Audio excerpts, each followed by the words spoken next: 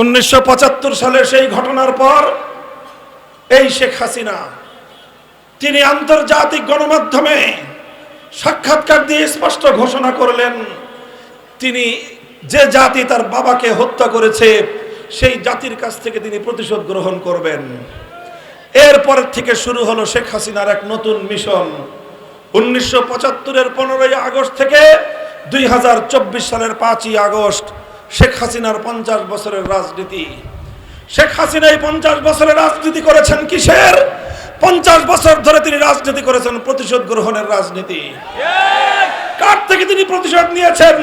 বাংলাদেশের রাষ্ট্র এবং বাংলাদেশের জনগণের কাছ থেকে তিনি প্রতিশোধ নিয়েছেন। তিনি এই দেশটাকে তলাবিহীন ঝুড়িতে পরিণত করবার জন্য যা যা করার তাই করেছেন।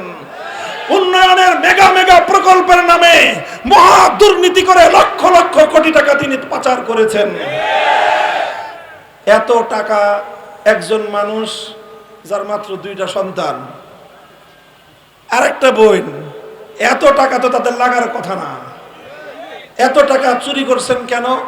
নিজের প্রয়োজনে নয়, এই টাকাগুলো চুরি করেছেন বাংলাদেশের উন্নয়নকে ব্যাহত করার জন্য।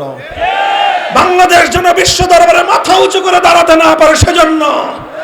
বাংলাদেশ যেন সীমান্তের অপর প্রান্তে অবস্থান করা মহাশক্তির সামনে আধিপত্যবাদী শক্তির চোখের দিকে চোখ তুলে তাকিয়ে কথা বলতে না পারে সেজন্য। প্রতি বছর সীমান্তে বিস্তীর্ণ অঞ্চল জুড়ে আমার বোন ফেলানিকে গুলি করে হত্যা করা হতো, আমার ভাইদেরকে পদুয়ায় হত্যা করা হতো, আমার সীমান্ত রক্ষাকারী বাহিনী বিডিআর বিজিবির সদস্যদেরকে হত্যা করা হতো। কথা বলবার কোনো শক্তি ছিল না। আর ফারাক্কার বাঁধ খুলে দিয়ে, বিভিন্ন বাঁধগুলো খুলে দিয়ে বর্ষার মৌসুমে বন্যার পানিতে বাংলাদেশকে ভাসিয়ে দেয়, শুকনোর মৌসুমে পানি আটকে বাংলাদেশকে মরুভূমিতে রূপান্তরিত করে। এমন একটা আধিপত্যবাদী শক্তির গোলামে পরিণত করতে চেয়েছিল শেখ হাসিনা বাংলাদেশকে। সেই দেশের উপর সম্পূর্ণ ডিপেন্ডেন্ট নির্ভরশীল একটি বাংলাদেশকে বানাতে চেয়েছিল শেখ হাসিনা। আর চেয়েছিল বাংলাদেশকে ভারতের অঙ্গরাজ্যে পরিণত করতে। এজন্য ভারতে গিয়ে তিলক পরে মুখ্যমন্ত্রীর পরিচয় ধারণ করেছিলেন। সেদিনই বাংলাদেশের মানুষ বলেছিল, আমরা বাংলাদেশের ক্ষমতার মসনদে স্বাধীন প্রধানমন্ত্রী দেখতে চাই, তিলক পরে মুখ্যমন্ত্রী দেখতে চাই না। এইভাবে শেখ হাসিনা বাংলাদেশটাকে জ্বালিয়ে পুড়িয়ে ছারখার করলো।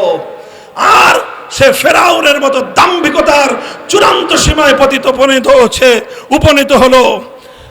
সংগ্রামী সাথী ও বন্ধুগণ, এভাবে আজ বাংলাদেশের ছাত্র জনতা শেখ হাসিনার ষড়যন্ত্রের রাজনীতির বিরুদ্ধে বিজয় অর্জন করেছে। শেখ হাসিনার রাজনীতির আরেকটা বড় বৈশিষ্ট্য ছিল, এটা শেখ হাসিনা শিখেছিল ব্রিটিশ বেনিয়াদের কাছ থেকে। সেটা হলো ডিভাইড অ্যান্ড রুল, জাতিকে ভাগ করো আর শাসন করো। এইভাবে বাংলাদেশের মধ্যে মুক্তিযুদ্ধের পক্ষ আর বিপক্ষ 2টা শক্তি বাঁধিয়ে দিয়ে দুই জাতিকে কিভাবে জাতির 2টা অংশকে পরস্পরের বিরুদ্ধে লড়াইতে মগ্ন করে দিয়ে শেখ হাসিনা মধ্যখান দিয়ে বানরের পিঠাভাগের মতো আজীবন ক্ষমতার মসনদে থেকে যাওয়ার একটা দিবা স্বপ্ন দেখেছিল। এই জন্যই ছাত্র জনতাকে সে রাজাকারের বাচ্চা বলে গালি দেওয়ার দুঃসাহস দেখিয়েছিল। কিন্তু তার ওই রাজাকার খেলাই শেখ হাসিনার জন্য বুমেরাং হয়ে দাঁড়িয়েছে। এদেশের ছাত্র জনতা তার বিরুদ্ধে বিক্ষোভ জানিয়েছে, বিদ্রোহ জানিয়েছে।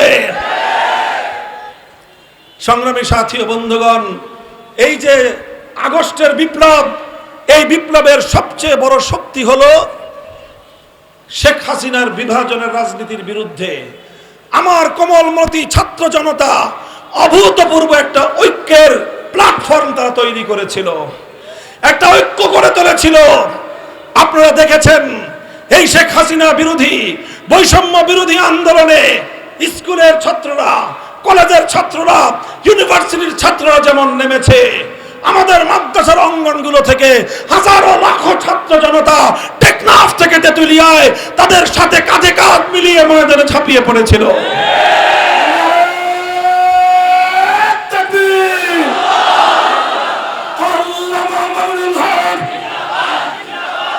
আগস্ট বিপ্লবের অন্যতম সৌন্দর্য ছিল এভাবেই সকল মত এবং পথের, ধর্ম বর্ণ নির্বিশেষে শান্তিকামী সকল দেশপ্রেমিক জনতা এক স্বৈরাচারীর বিরুদ্ধে অভূতপূর্ব ঐক্য সূচনা করেছিল।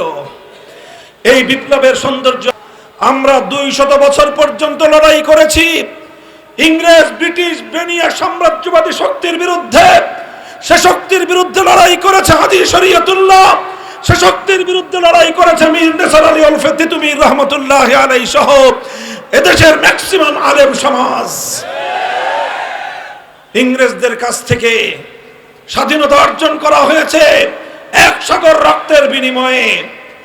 দ্বিতীয় আধিপত্যবাদী শক্তি কলকাতার, পশ্চিমবঙ্গের রবীন্দ্রবাবুরা, রবীন্দ্রনাথ ঠাকুরেরা, তারা এই পূর্ববঙ্গ নামক বাংলাদেশের মুসলিম জাতিসত্তার উত্থান এবং তাদের উন্মেষের বিরুদ্ধে রুখে দাঁড়িয়েছিল।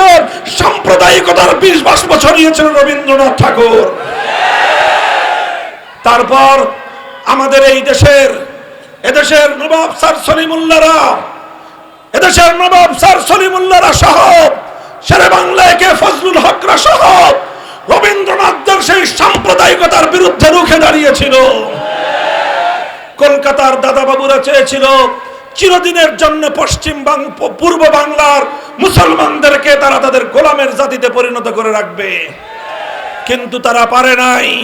কলকাতার সেই আধিপত্যবাদী শক্তির বিরুদ্ধে গর্জে উঠে পূর্ব বাংলার মানুষরা তাদের হাত থেকে মুক্ত হয়েছে। 1947 সালে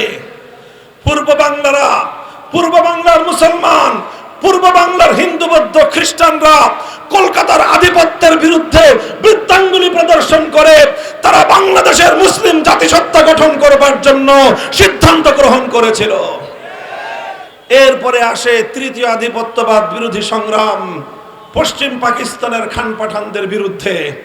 ওরা মনে করেছিল খান পাঠানরা প্রথম শ্রেণীর নাগরিক, বাংলাদেশের মানুষ দ্বিতীয় শ্রেণীর নাগরিক।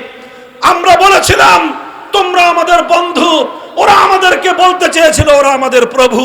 আমরা বললাম আমাদের প্রভু এক আসমানের উপর থাকে, জমিনে আমাদের কোনো প্রভু থাকতে পারে না।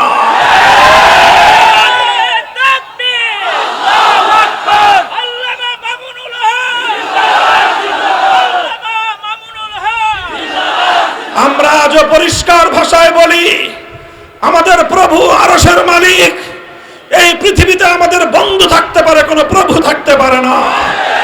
কেউ যদি আজও আমাদের দিকে প্রভুত্বের দৃষ্টিতে চোখ তুলে তাকাবার চেষ্টা করে, সে চোখ আমরা উপড়ে ফেলবো। বন্ধুত্বের হাত বাড়িয়ে দিবে, আমার কাছ থেকে তুমি বন্ধুত্বের হাত পাবে। প্রভুত্বের চোখে তাকাবার চেষ্টা করবে, সে চোখ আমরা উপড়ে ফেলবো।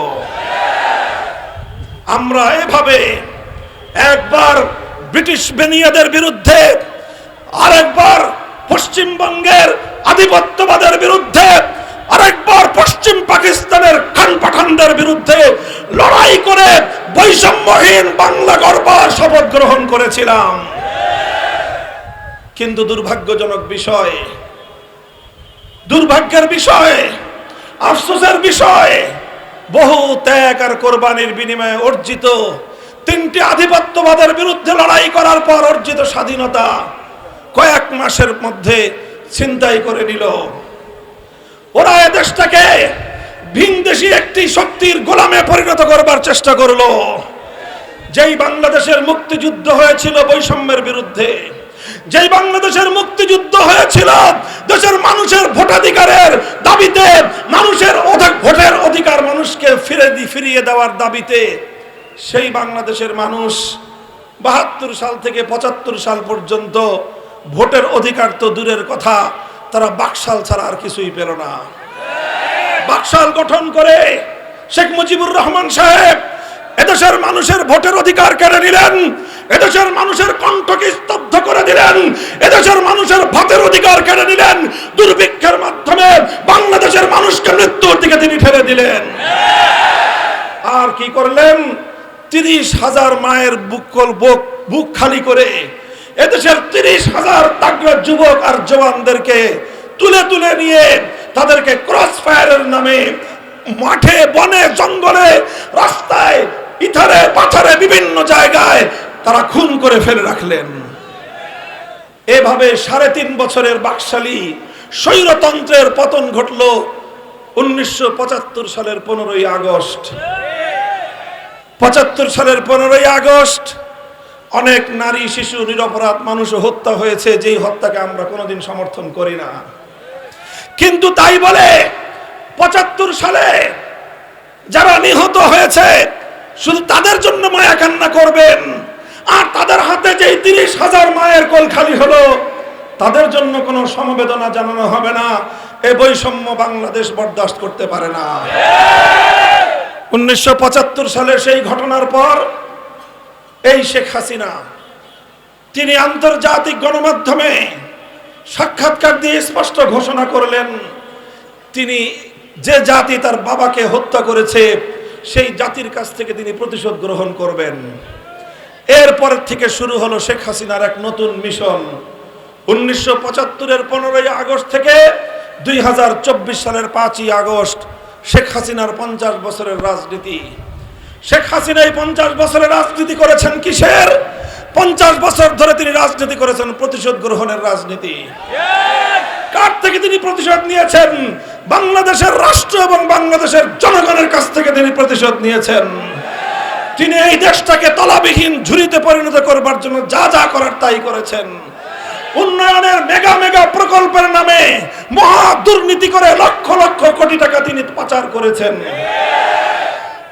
এত টাকা একজন মানুষ যার মাত্র 2টা সন্তান আর একটা বোন, এত টাকা তো তাদের লাগার কথা না। এত টাকা চুরি করছেন কেন? নিজের প্রয়োজনে নয়, এই টাকাগুলো চুরি করেছেন বাংলাদেশের উন্নয়নকে ব্যাহত করার জন্য। বাংলাদেশ যেন বিশ্ব দরবারে মাথা উঁচু করে দাঁড়াতে না পারে সেজন্য, বাংলাদেশ যেন সীমান্তের অপর প্রান্তে অবস্থান করা মহাশক্তির সামনে আধিপত্যবাদী শক্তির চোখের দিকে চোখ তুলে তাকিয়ে কথা বলতে না পারে সেজন্য প্রতি বছর সীমান্তে বিস্তীর্ণ অঞ্চল জুড়ে আমার বোন ফেলানিকে গুলি করে হত্যা করা হতো, আমার ভাইদেরকে পদুয়ায় হত্যা করা হতো, আমার সীমান্ত রক্ষাকারী বাহিনী বিডিআর বিজিবির সদস্যদেরকে হত্যা করা হতো। কথা বলবার কোনো শক্তি ছিল না। আর ফারাক্কার বাঁধ খুলে দিয়ে, বিভিন্ন বাঁধগুলো খুলে দিয়ে বর্ষার মৌসুমে বন্যার পানিতে বাংলাদেশকে ভাসিয়ে দেয়, শুকনোর মৌসুমে পানি আটকে বাংলাদেশকে মরুভূমিতে রূপান্তরিত করে। এমন একটা আধিপত্যবাদী শক্তির গোলামে পরিণত করতে চেয়েছিল শেখ হাসিনা বাংলাদেশকে।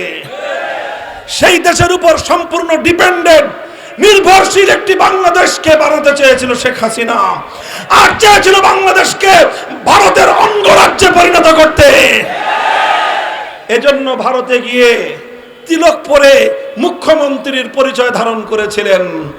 সেদিনই বাংলাদেশের মানুষ বলেছিল, আমরা বাংলাদেশের ক্ষমতার মসনদে স্বাধীন প্রধানমন্ত্রী দেখতে চাই, তিলক পরে মুখ্যমন্ত্রী দেখতে চাই না।